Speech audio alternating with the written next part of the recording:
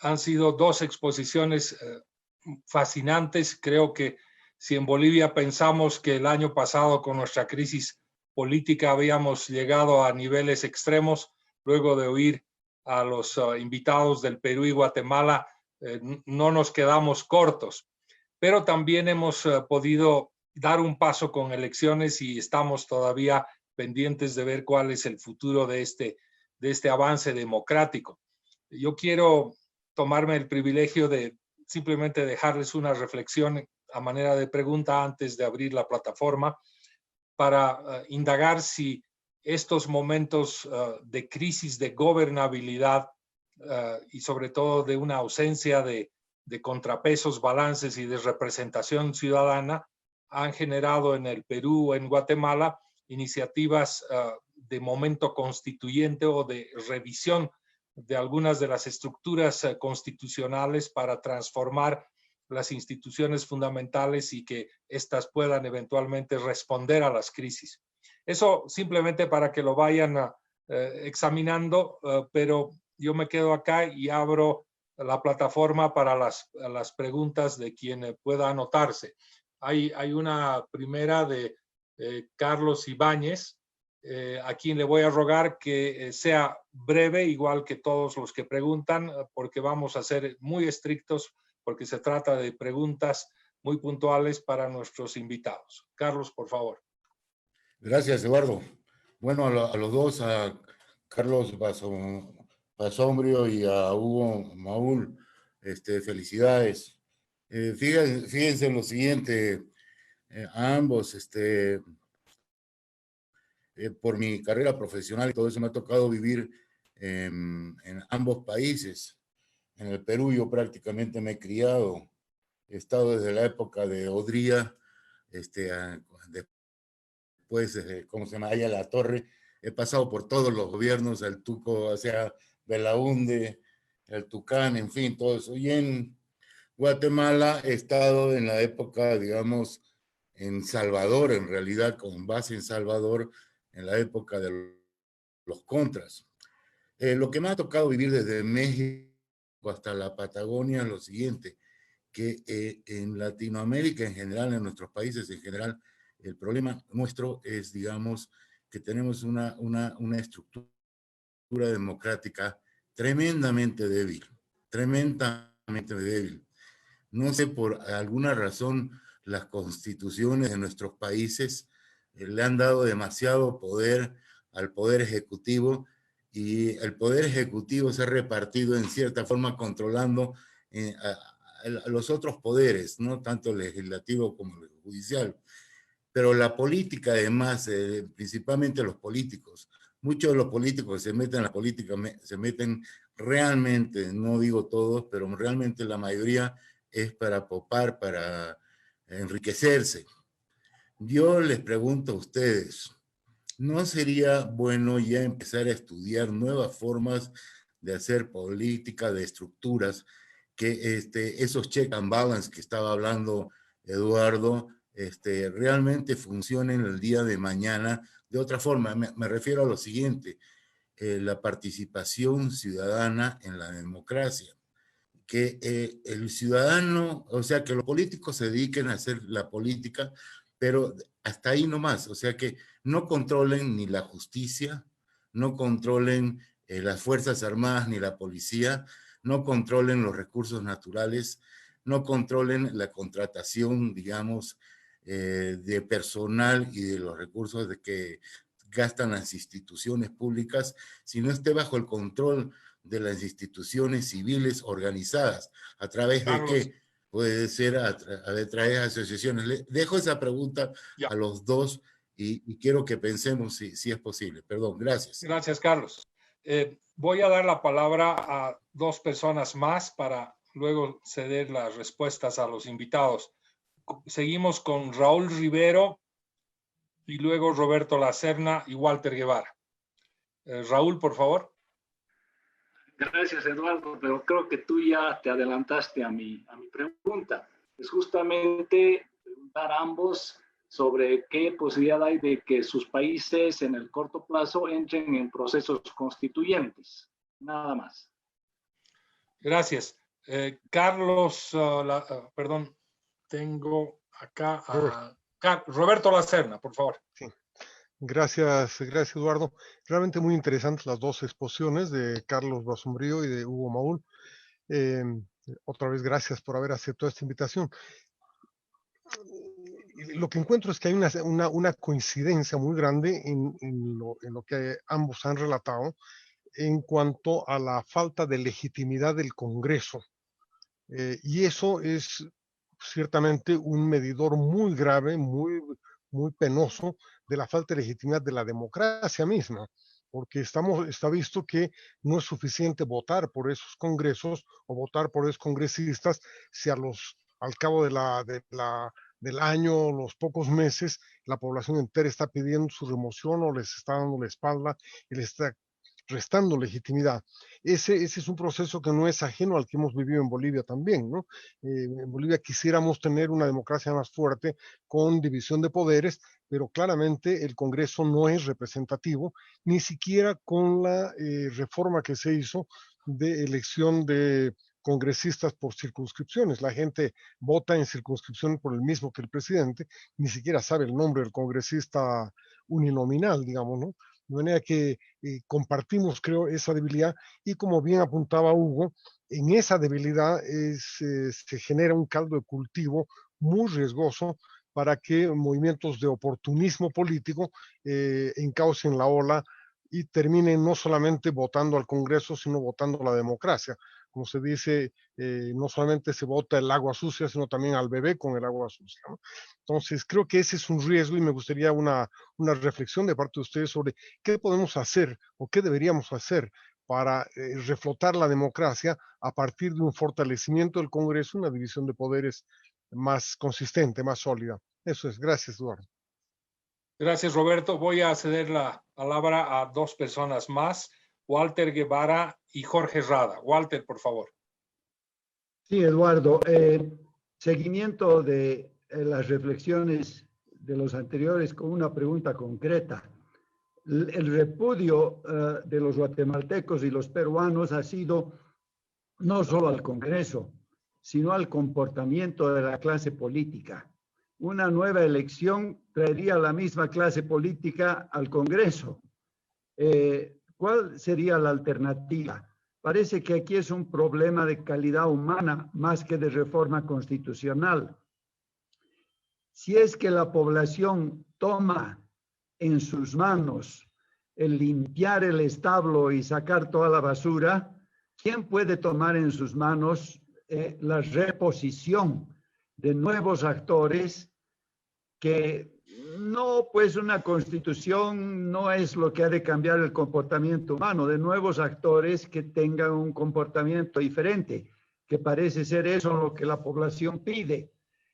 Vamos a estar para siempre en un círculo de renovar gobiernos, renovar congresos, la misma clase política va a ser repudiada. Tal vez Bolivia está en el mismo camino de Guatemala y el Perú con grandes manifestaciones en las calles dentro de pocos años. Pero mi pregunta es, ¿cuál es el relevo? Yo no creo que sea un cambio constitucional. ¿Cuál es el personal de relevo para la clase política corrupta? Gracias, Walter. Jorge Rada, y luego escuchamos a los invitados. Gracias. Para Carlos, que ha expuesto sobre la situación política en el Perú, me llama la atención que existiendo tanta inestabilidad política en el Perú, tal como lo ha presentado, que viene ya desde hace muchísimos años, el Perú haya logrado un crecimiento económico envidiable para el resto de Sudamérica, especialmente, Latinoamérica en general. Se ha producido digamos, una situación en que los empresarios, la economía, no ha seguido la inestabilidad política. ¿Cómo ha podido distanciarse? ¿Cómo ha podido conseguirse esa disparidad de situación? Inestabilidad política y estabilidad económica simultánea. Gracias a Jorge. Por favor, empezaremos con Carlos, si puede ir absolviendo las preguntas. No tengo respuestas, tengo algunas reflexiones y preocupaciones parecidas a las que ustedes tienen. A ver, en relación al tema de la economía creciendo y la política siendo un problema, cuento una anécdota, ¿no? Durante muchos años, digamos, grupos empresariales, empresas, yo soy analista político, escribo mucho y entonces más o menos en ese espacio me ubican y me invitan a dar charlas en planificación estratégica de las empresas, en fin, en momentos de crisis, no sé, doy muchísimas. Y durante años de años me tocaba acompañar al economista de turno, escucharlo y que concluía en el enorme crecimiento que estábamos viviendo con cifras, ¿no? Y las reducciones de las dificultades, de la desigualdad, etcétera, etcétera. Y luego yo hablaba de la política. Y yo decía, ojo, ojo, este es un problema, esto nos va a reventar. Pero al final el balance que quedaba es, bueno, oye, esto está marchando, ¿no? Entonces, creo que recién en los últimos 2 años o 3 años, la política se volvió un freno para la economía claramente, ¿no? Si antes el desmadre político te podía quitar un punto del PBI, de crecimiento del PBI, ahora te puede poner en recesión, ¿no? Entonces, creo que ha habido una conciencia de país más grande de la necesidad de que para acompañar al crecimiento y que el crecimiento se transforme en desarrollo sostenible, no podemos seguir con una vida política como la que tenemos, con la impredictibilidad y los sobresaltos que siempre tenemos. Un comentario también puntual, voy a tocar los otros temas. Curiosamente, a nuestra inestabilidad política, todas las crisis políticas que hemos tenido en los últimos años, que han sido muchísimas, hemos tenido 4 presidentes, 2 congresos, 7 primeros ministros en 5 años, se han resuelto con razonable respeto a la institucionalidad constitucional y legal del país.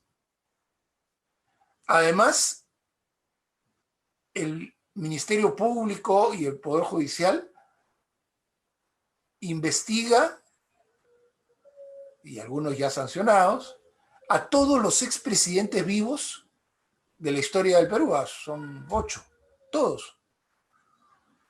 Y esto ocurre con mucho sobresalto, pero ahí están los procesos, ya está la posibilidad de que no haya impunidad en la corrupción al más alto nivel. Lo digo porque no presentar una imagen tan extrema de que todo es un caos, inestabilidad y que nada llega a funcionar. Algo sí funciona, ¿no?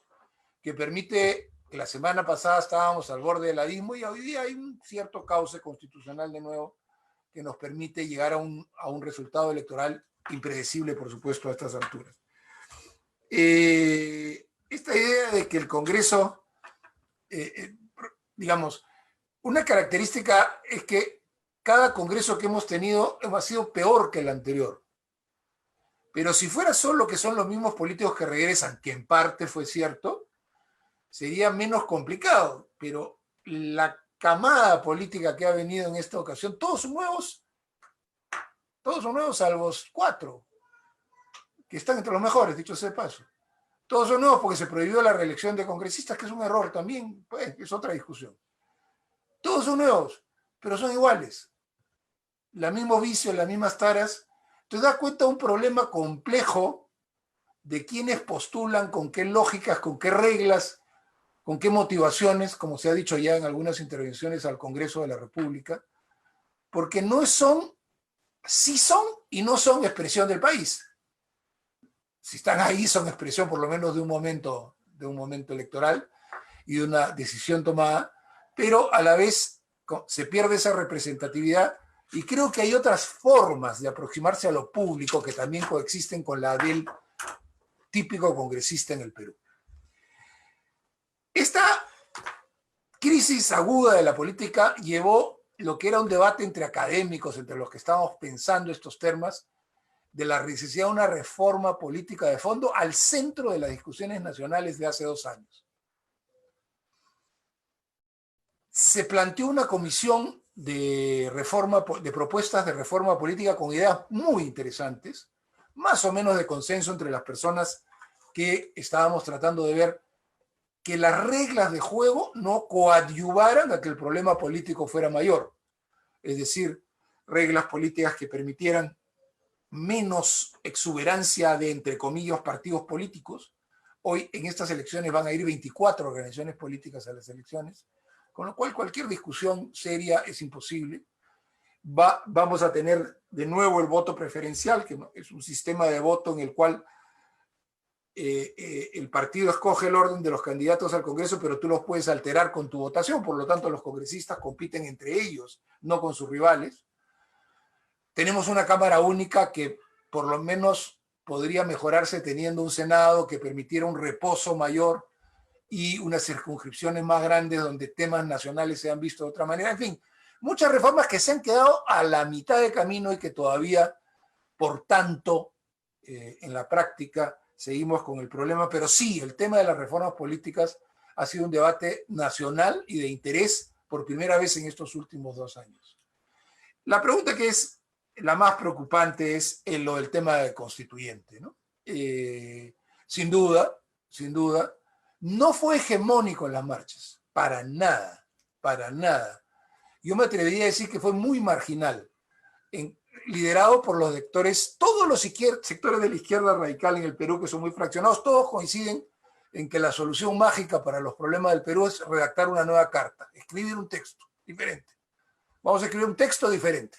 Y con eso refundamos el país. Sería si ese fuera el caso, sería la 13 refundación de la República, porque esas son el número de constituciones que hemos tenido. Obviamente yo discrepo con esa visión y creo que la gran mayoría creo que la mayoría de la élite política, la gente pensante, discrepa con esa visión, lo que no quiere decir que no haya cambios necesarios en la Constitución. Claro que los hay. Y para eso hay mecanismos relativamente fluidos para que desde el propio Congreso, si tienes una mayoría sustantiva, los puedas producir. De hecho, se han producido muchos cambios constitucionales. Pero bajo la influencia de Chile, que es muy fuerte por todo lo que ha ocurrido y por lo importante que son nuestros vecinos pues, más cercanos, o sea, Bolivia, Chile, Ecuador, Colombia y Brasil menos, lo que ocurre ahí influye mucho, interactuamos mucho, ¿no es cierto? Entonces, ese influjo a la chilena de que hay que refundar en una nueva asamblea constituyente está en el debate, y lo llevan los partidos de izquierda a las propuestas electorales. Habría que decir que en la última elección los partidos que llevaron con esa propuesta no sumaron al 10% de los votos válidos, que por cierto son mucho menos que de los votos emitidos por un ausentismo muy grande. Pero eso es lo que por entonces representaban. Pero sin duda todas estas circunstancias favorecen sobre todo, insisto, el ejemplo, entre comillas, de lo que sucede en Chile. Creo que sería muy peligroso para el Perú.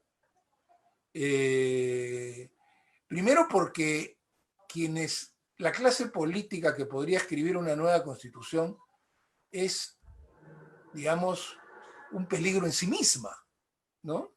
O sea, es un riesgo en sí misma, porque paralizaría, los empresarios siguen invirtiendo, pero con dudas. Hemos logrado sobrellevar la peor recesión económica de nuestra historia y del mundo en la pandemia, 30% de recesión en agosto. Se está recuperando el país.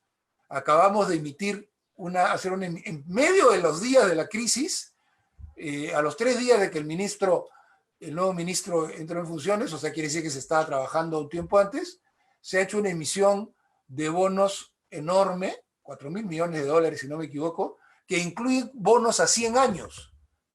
Bonos a 100 años, lo que es, digamos, algo que nunca habíamos tenido como experiencia. Todo eso es frágil en el sentido de que los inversores en los mercados no nos han hecho ningún downgrade en nuestra calificación, ninguna de las calificadoras, pese a todo lo que ha pasado, pero estamos un poco al filo de tener ese problema. Entonces, es muy peligroso, hay mucho miedo de riesgos populistas o izquierdas radicales en las elecciones que vienen. Entonces, es muy frágil la situación y no hay posibilidad, creo, alguna de que que lo que quieren los más radicales es que haya una segunda ánfora en las elecciones. Las elecciones ya están convocadas, son para abril, creo que eso ya está muerto, pero ese tema no es mayoritario, se ha instalado en el debate. Yo me atrevería a decir que digamos, entre los que estamos en contra y a favor de una asamblea constituyente, no llegamos al 30% de los peruanos. El resto de la gente tiene otras preocupaciones diferentes, pero claro, en países tan castigados como los nuestros por malos políticos, a todo lo que le pongas, le antepongas la palabra nuevo por delante, ya estás predispuesto a decir sí. Lo que venga después, nuevo algo, ya estás predispuesto a decir sí. Y es culpable de corrupción, per se, también, el promedio en todos los casos entre 80 y 90%. En muchos casos bien justo, por cierto. Pero hay esa predisposición. Entonces, yo tengo un cierto temor de que eso pueda crecer en los próximos años, al calor de lo que sucede en otros países. Y a mí me parece que para el país no sería nada bueno, dejando la salvedad de nuevo de que la Constitución requiere cambios, sobre todo en el capítulo de la política, digamos, de la organización del Estado. Esencialmente ahí.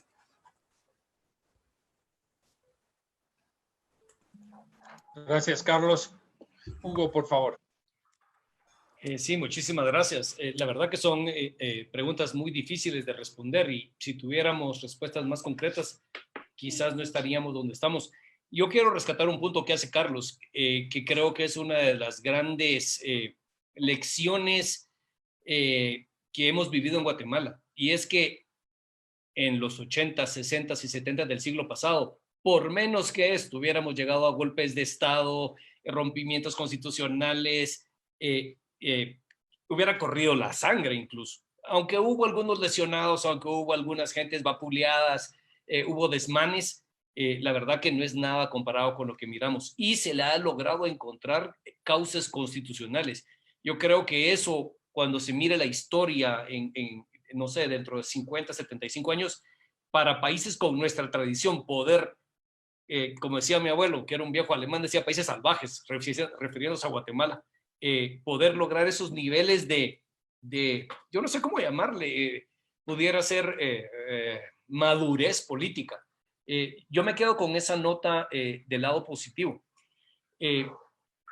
Todas las preguntas que me hacen en el caso particular de Guatemala se resumen a todo lo que tiene que ver con el Estado de Derecho. Lamentablemente, no lo dije en mi primera intervención, pero el organismo judicial en mi país es un organismo judicial que ha sido cooptado por la clase política. Los partidos políticos son los que han puesto a sus magistrados, que han puesto a sus jueces, que han puesto a los presidentes de la Corte Suprema de Justicia, y nosotros, en el año 85, copiando el modelo austriaco de una Cámara Constitucional aparte, la Corte de Constitucionalidad, tenemos una corte que se ha convertido en la Corte Celestial. Todos los grandes procesos terminan ahí. O sea, no hay materia, incluso la política, que no termine siendo decidida por 5 personas que no fueron electas directamente, sino fueron electas por el Congreso, el presidente y otras instituciones que nominan.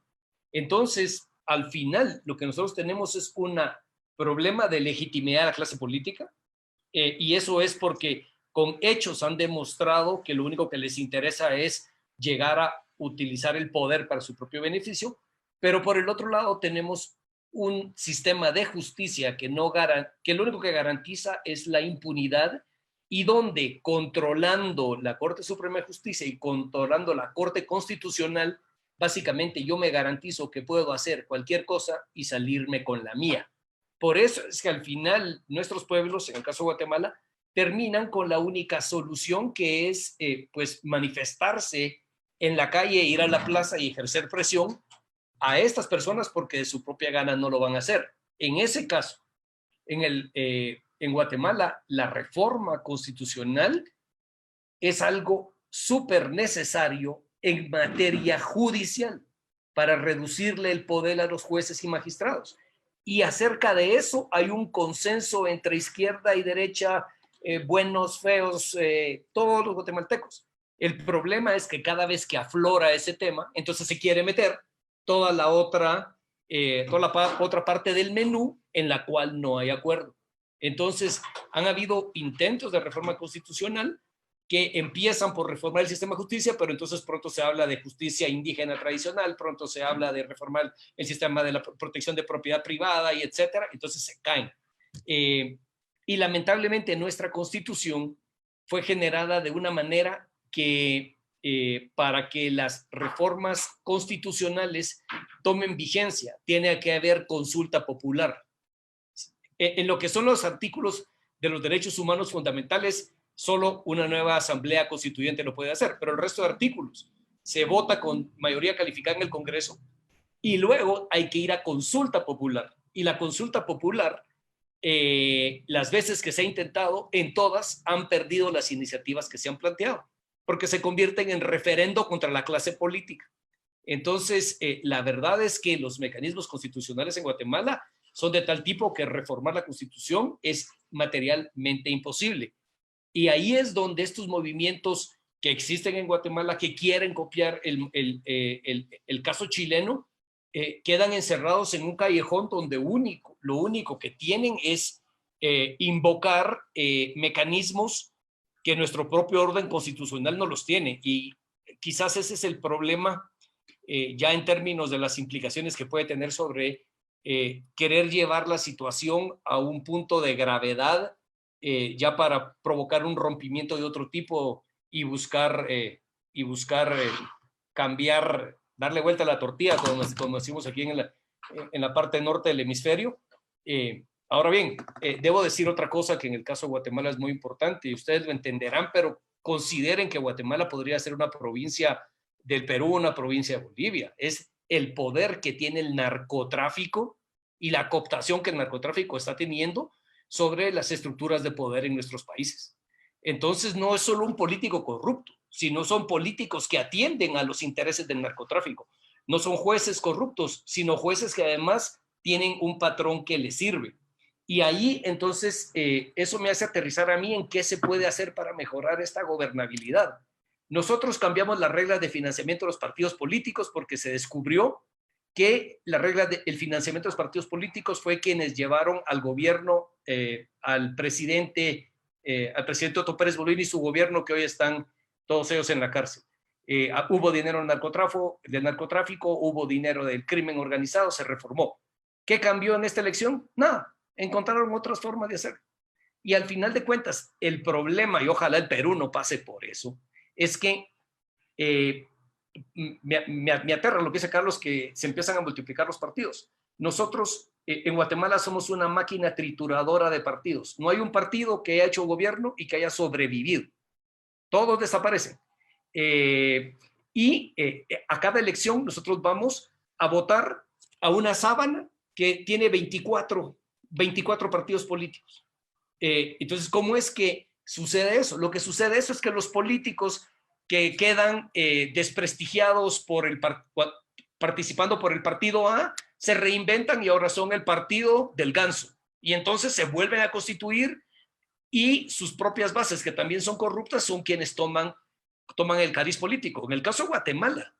Y ahí nosotros como sociedad civil deberíamos realmente, más que lamernos las heridas, pensar que hicimos mal. Después de la corrupción de 2015, el problema con el gobierno de Otto Pérez Molina, el relevo que hubo y los procesos subsiguientes que nos llevaron al gobierno y legislatura que hoy tenemos, hoy los diputados que están son 85% nuevos y resultaron peores y más ladrones que los que habían antes. Entonces, ¿qué es lo que sucede? Lo que sucede es que la política está tan desprestigiada que no realmente atrae a la mejor gente.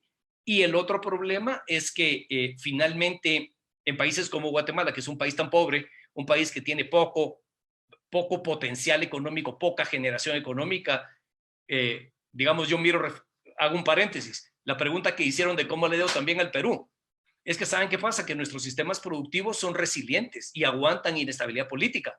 Pero lo que pasa es que matamos los grandes negocios y matamos los grandes proyectos de inversión. Quedan solamente los mediocres, y ese es el caso de Guatemala. Siempre crecemos al 3%. No importa que haya revolución o no importa que caiga maná del cielo. Y es por la inestabilidad política que realmente la incertidumbre es demasiado grande. Pero vuelvo al punto que les decía anteriormente. En estos países tan pobres, para muchas personas, la política es una forma de poder obtener ingresos que no pudieron